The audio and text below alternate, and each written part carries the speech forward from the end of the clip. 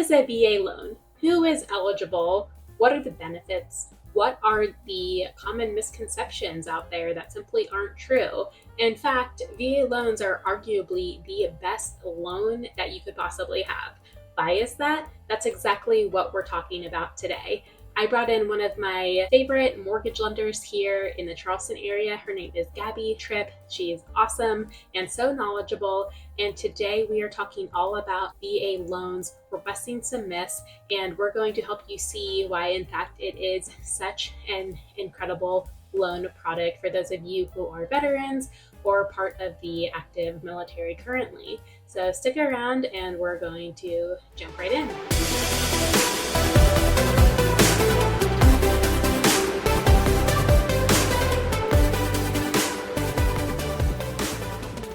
By the way, I'm Sarah. I am a realtor here in Charleston, South Carolina, and I love helping people just like you every day make their smooth move here to Charleston. So if you are buying or selling in Charleston in the next 9 days or 90 days, please give me a call, shoot me a text, or send me an email, and I would love to help you make your smooth transition. Now let's go ahead and go right into the interview with Gabby to talk all about VA loans. Welcome, Gabby, to the Life in Charleston YouTube channel. Thanks so much for being here today and sharing your knowledge with us. So happy to have you. Yeah, thank you for having me. Absolutely.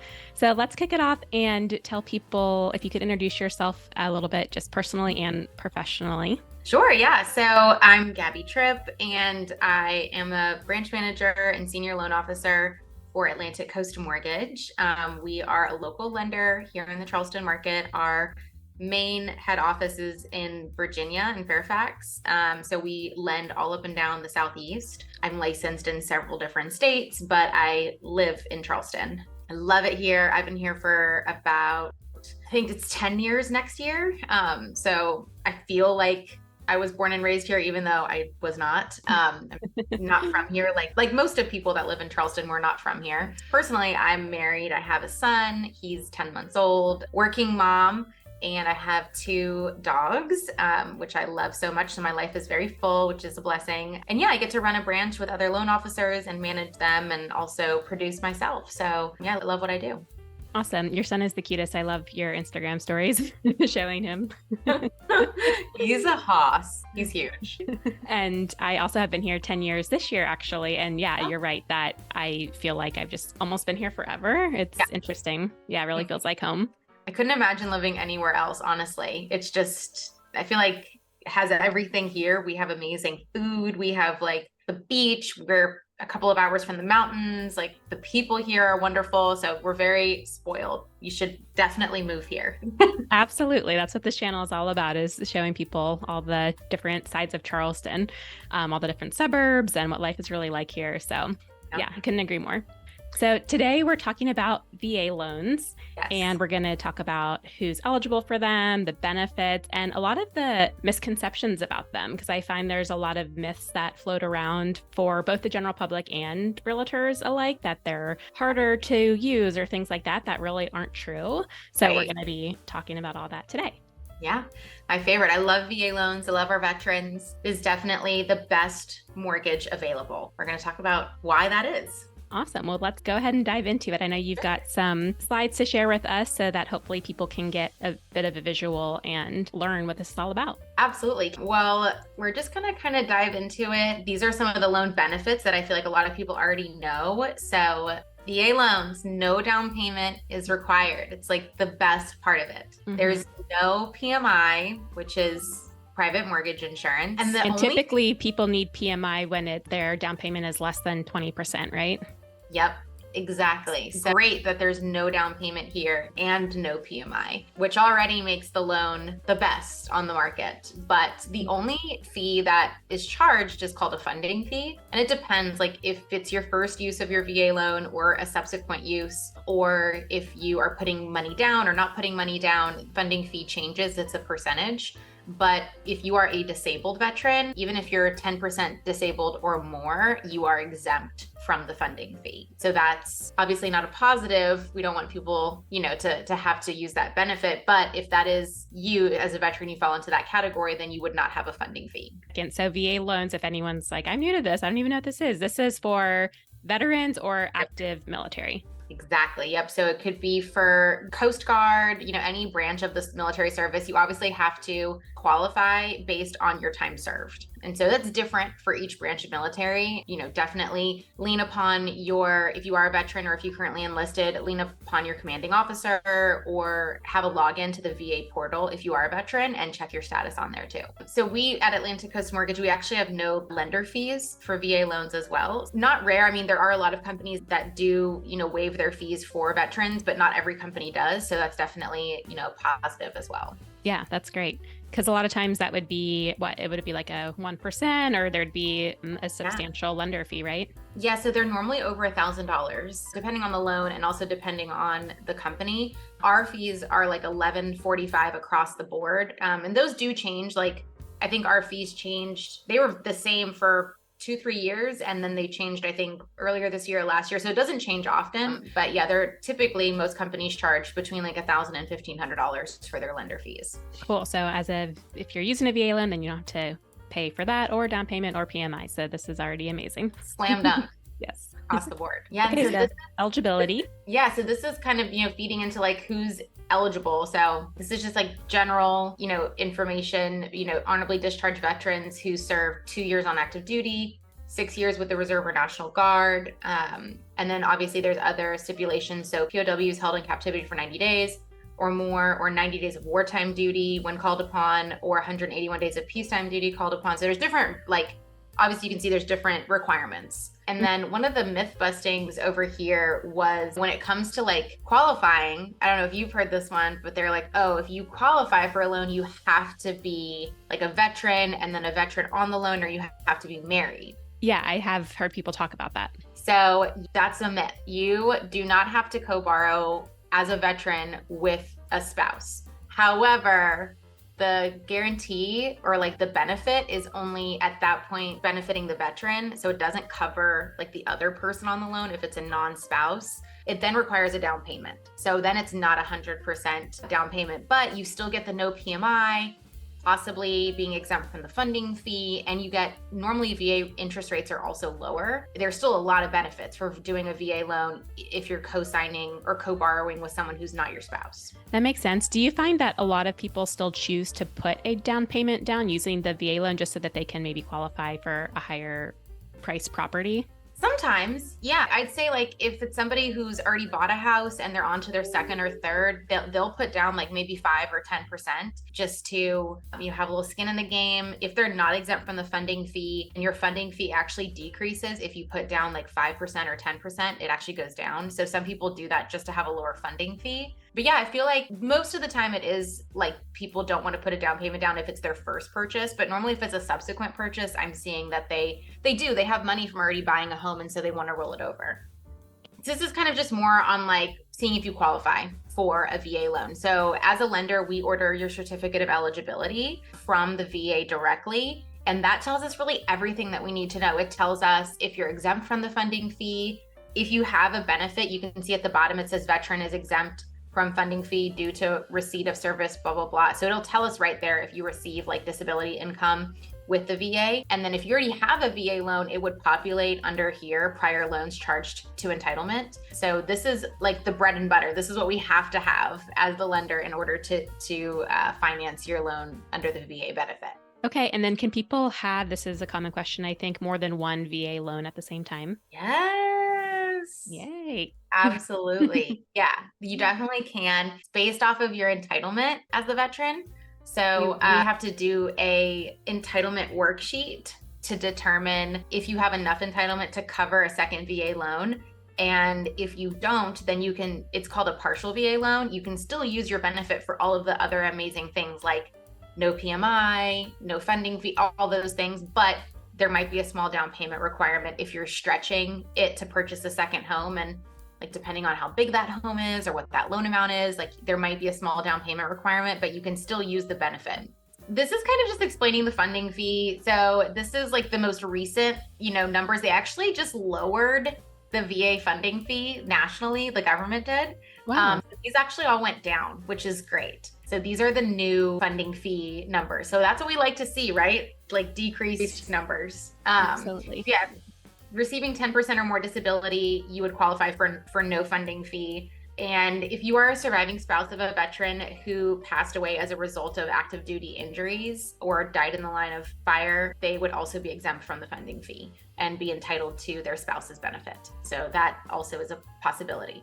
One question I have generally about VA loans, they are a federal loan with federal standards. Are there any differences among the states? Like, would there be anything different about South Carolina as compared to a different state? Or are they just the same across the board? That's a great question. And no, there's no difference. If you're using your VA loan in South Carolina or Ohio or California, it's nationally regulated. So there's really no state specific changes. I will say the only state specific change is your property taxes. Do you know about that here locally? Yes. Yeah. So if a veteran is 100% disabled, they can apply locally with their county to have their property taxes exempt. So after you close on your home, you would then go to your respective county and show them the paperwork needed to be exempt from that. So it doesn't happen during the loan process, but I believe they do have to be 100% at that point. If they do have a lower amount of disability, I think they do get discounted property taxes, but they can be fully exempt from property taxes, at least here in South Carolina, if they have 100% disability. I think it's the homestead exemption for people that have partial disability or if they're legally blind, where they can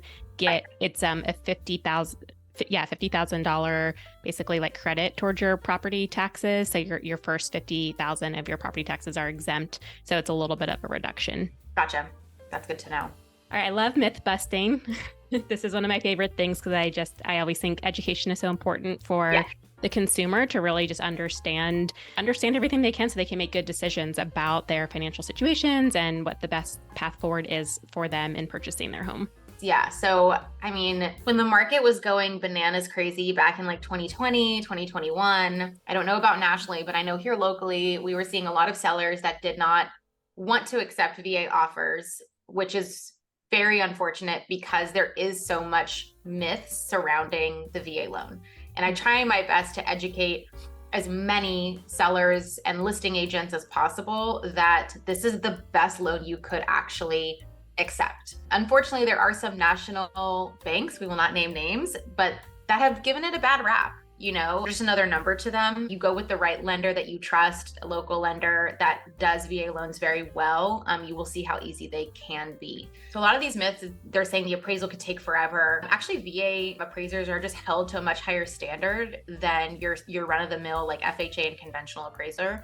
So they have a set time where they have to respond to you and complete the inspection within that amount of time. And that's normally about 10 days. And I know here locally, we have a local panel of appraisers that we use. And so we normally get the appraisal back within 10 to 12 days. So it doesn't take forever and ever. And you can also order it on a rush if you need to. Actually pretty fast, right? I mean, sometimes conventional appraisers take longer than 10 days. Yeah. And the appraisal in general, I think that's one of the biggest myths that I had heard when I was getting into the industry was that the appraisals, not only did they take longer, but that they were harder to get the appraisal, like to, that there was just more that went into it, or there were certain standards that were different. Yeah, it's unfortunate. So it did used to be like that. I mean, the table on the right kind of shows you like what the VA process used to look like. But now lenders are delegated to approve VA loans in-house. So it's no longer something where we have to send it to the VA for approval. We underwrite everything in-house. We're delegated with the VA. And then after the fact, when the loan closes and post-closing, they, check it out to make sure we've aligned with all their guidelines and everything. And then they initially purchase the loan or at that point, but that's post-closing. So like we're delegated to underwrite everything. So it doesn't have to go to the VA anymore. Yeah. And people think like the closings are longer. I mean, I've closed VA loans in like 10 business days. Like you don't want to do that with every transaction, but you definitely can do it if the opportunity presents itself. And I don't know if this is on a future slide, but while we're talking about the appraisal, there is something that you can invoke if the appraisal comes in low. Is that right? Yes, it is on one of these slides. So I'll definitely talk about that because that's my favorite part. Okay, so we'll save that for a little Yes. bit. But yeah, I kind of already talked about, people saying you can't have a non-vet as a co-borrower or a non-spouse. You absolutely can, but it's just not 100% down payment anymore. The benefit will just cover the veteran. We talked about having 2 VA loans at the same time. Definitely can do that. Let's say you're currently enlisted in the service and you are stationed in California and you own a home there, and then you're getting restationed in South Carolina with new orders, which happens all the time. We can obviously use your new orders and help you purchase a home down here where you're going to be located. You can rent out that property in California. Your VA benefit will be tied in there. So depending on how much entitlement was used for that and how much you have left over for down here, there could be a small down payment required. But if it covers both, you can actually rent that out. And then to qualify for the new home, if you put a long-term renter in that property, we can use the principal and interest or use the rental income to offset the principal and interest and taxes and insurance that you pay on that home. And we can't give you like additional income for it. So like if your mortgage is $1,000 and you're renting it out for $2,000, we can just use the portion of that to offset that payment. But still, that can help you qualify to purchase another home by releasing you of that obligation in your file. Cool. So it's kind of a workaround for using the VA loan for a investment property, because you can't just use it out of the box for an investment property. It has to be your primary residence.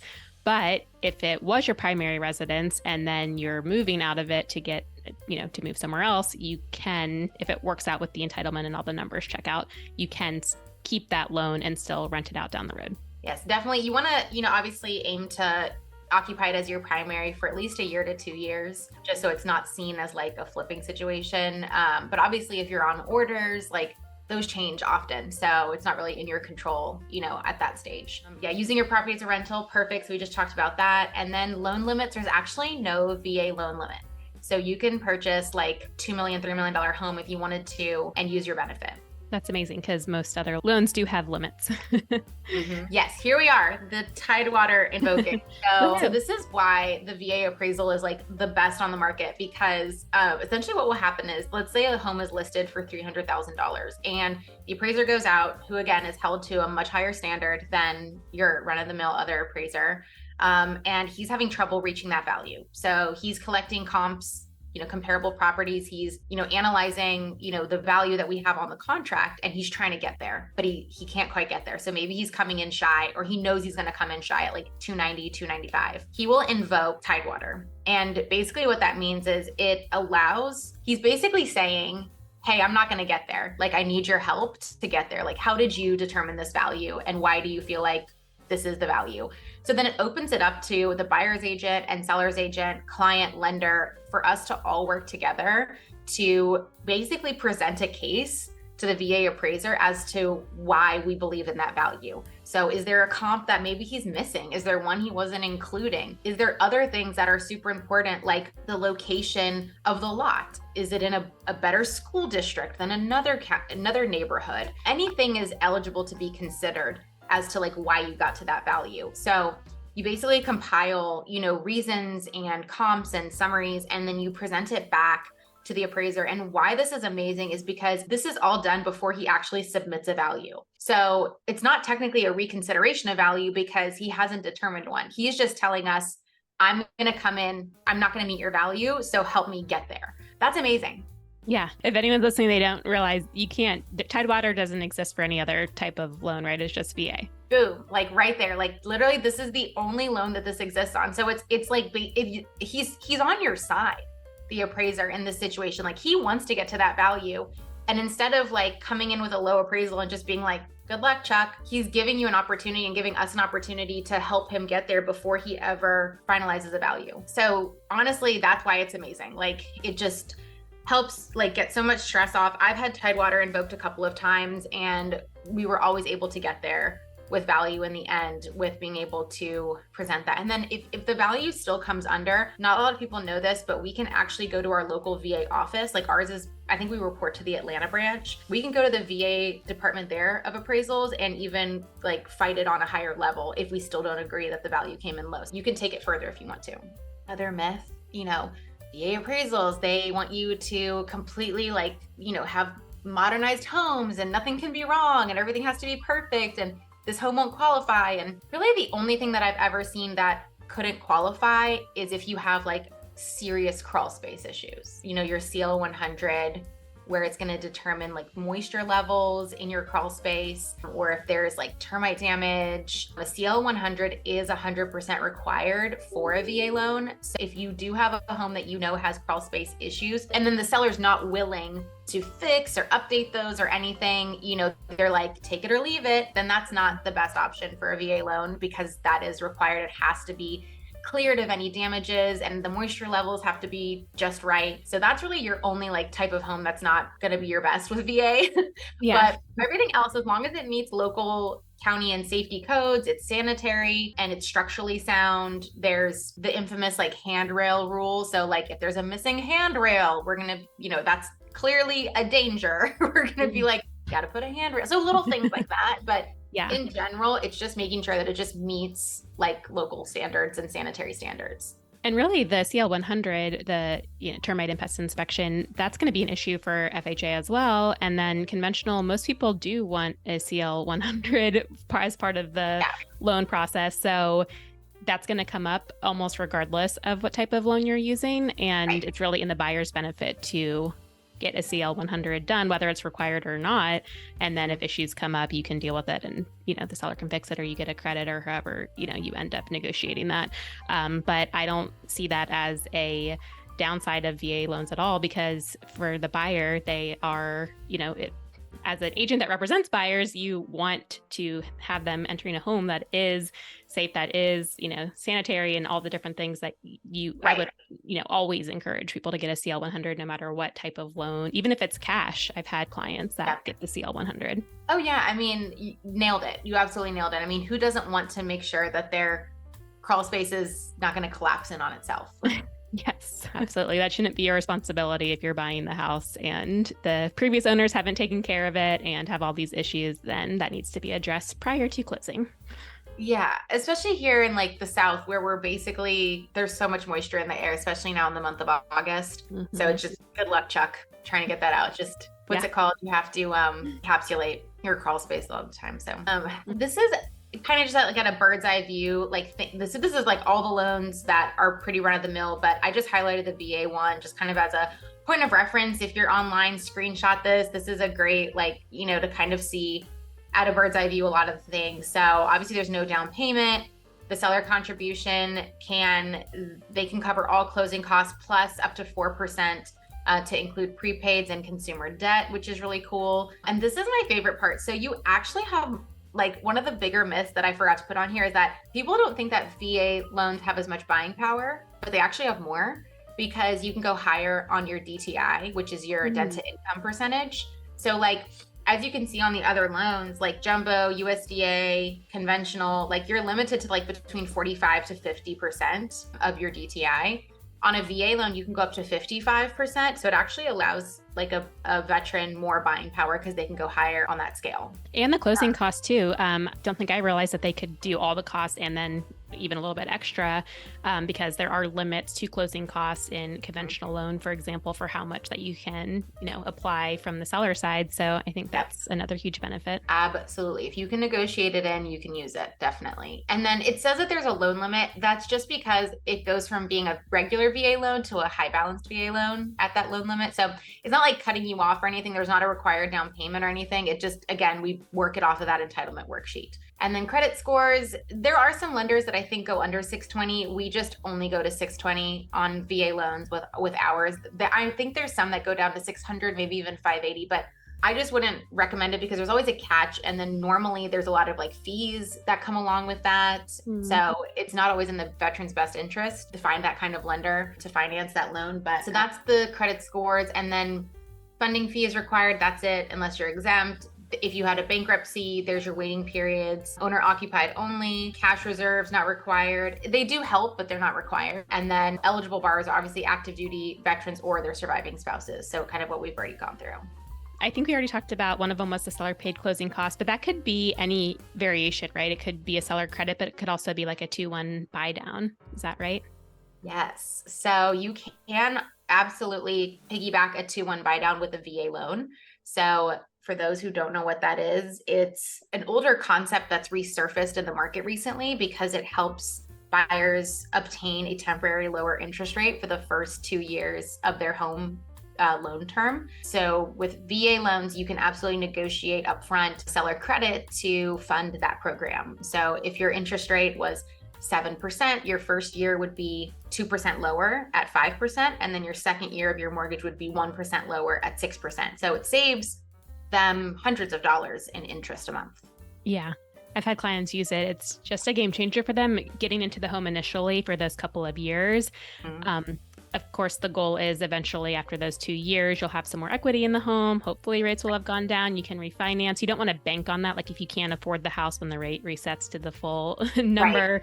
Worst case scenario, you still want to be smart about it and make sure that you'd be able to afford it. But assuming that you can, it's a great way to save money those first 2 years.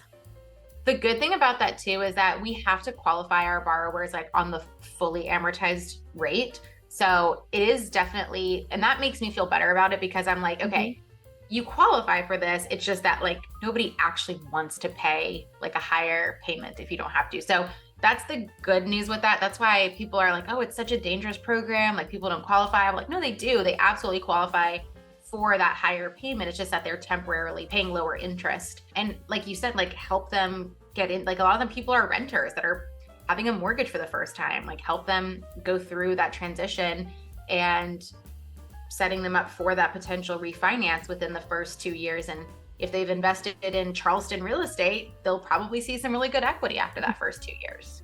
Absolutely. Homes are still appreciating a lot month over month and year over year. So I think, compared to renting, of course, you can always look at the numbers and you can help people with that. You can show them like, here's the cost of waiting. You actually have some great Instagram videos on that of breaking it down after, 1 year, 2 years. This is what you spend on rent. This is what your mortgage would be. So it's not just the actual month to month cost, which is part of it, but it's the equity in the long term of what you're gaining when you're a homeowner versus when you're renting, that you're paying someone else's mortgage. You're not getting to enjoy the value of that and get some kind of profit when you go to sell the house down the road. You're just kind of shelling that money out, never to be seen again. You're absolutely right, never to be seen again. That was actually a perfect way of phrasing that. Exactly. The last question I had written down was about assumable VA loans, because this is something that I'm seeing sometimes in the MLS as a kind of like sexy thing. Like we have this assumable loan that somebody can have, and it could be VA, it could be maybe just a lower interest rate for like conventional, so for someone watching, what that means is, let's say the homeowner's locked into like 3.5%, which is a really low interest rate, and they're saying it's assumable. So somebody who buys the house could take over that existing loan instead of having to get a new rate at 6.5 or 7%. So it sounds great. My understanding is that you still have to qualify with that same lender, right? And then a lot of times it doesn't end up working out, even though it sounds great in theory. It's actually really hard to assume a loan, but I would love to hear your thoughts on this. It's the one like branch of finance that like I tap out of in a way where like you don't have to get qualified through like your normal lender, but how it works, it does sound like so good. And what's that phrase? Like, if it's too good to be true, it probably is. Yeah. I just had this situation happen recently where a client was being offered a VA assumable loan for 2.5%, and which is like ridiculous. Like the lowest you could ever get. The new veteran that was purchasing the home was halfway through the process with the servicer. So like they had like Nation Star Mortgage, and that's who you would go through, is like whoever's holding the loan currently. You would go through that servicer. So that servicer was holding it. They were like halfway through. And then the seller realized, who was a current veteran, that if he were to let that other person assume his loan, that's his benefit. Like he is literally letting him assume his benefit. And so if he were to go buy another home, he could possibly not have enough entitlement to purchase his next home. And so he was like, just kidding. Nope. I don't want to do this. This is my benefit. So I find it doesn't work the best with like current veterans if they're intending on buying something else, because who would want to leave their benefit behind unless like for some reason, God forbid, like that person were to have already passed away and they don't need to use it again. That's the only situation I could think that it would make sense. And then also, like, let's say the home is worth like $300,000, but the loan balance is like $200,000, then you have to come out of pocket with the difference, like to purchase that home from the seller. So there's normally a pretty big gap in between like what they want to sell it for and what they have financed on it. So if you're assuming that loan, like that gap, that money has to come from somewhere. And that's just cash you'd have to bring to the table. Yeah. So it sounds great in theory. Love Yeah. the theory. Unless but they in just application- got this loan like a year ago, you know, then I can understand maybe there's not as much of a gap. But normally, like if people bought 3 or 4 years ago and they have this great rate, they're not going to sell it for anywhere near what they originally bought it for. So that money's got to come from somewhere. Yeah. Well, thank you so much for your time. Where can people find you? Can you share? We'll put it in the description too below, but for just to share your website and your Instagram handle. Yeah, so my website is just acmllc.com/Gabby-Tripp. And then my Instagram is Gabby Tripp Team. And I'm Gabby Tripp Team on all social media platforms. So Facebook, what else is there? TikTok, Instagram, all the things. So Gabby Tripp Team, you can find me anywhere. And that's Tripp with 2 P's. Perfect. And people can feel free to email you with questions or even go ahead to your website and get pre-approved if they're buying in South Carolina. Yep. And other South states, Carolina. right? Yeah, South Carolina, Virginia, Florida, Georgia, North Carolina. And if it's not one of those states, our company is probably, licensed there. But I'm in the Southeast area. Thank you so much for sharing your wisdom with us today. Really appreciate it. And for those of you watching, we appreciate you being here too. Leave a comment section below if you have any questions, and also feel free to reach out to Gabby directly with questions and to get your pre-approval. That wraps up our video today. I hope you found this helpful and learned something new about VA loans. Go ahead and apply with Gabby directly so you can go ahead and get pre-approved. And it's not just for VA loans. Of course, she does all types of loans. So no matter what loan product you're looking for, Gabby can help you out. If you are interested in all things Charleston, please subscribe to my weekly newsletter. It's free and you will learn all types of things about Charleston. It's local news and upcoming events, business spotlights, and all kinds of cool local things. So go ahead and take 5 seconds below, put in your email, and you will be subscribed to the Charleston newsletter. Thanks so much for watching, and I'll see you in the next video.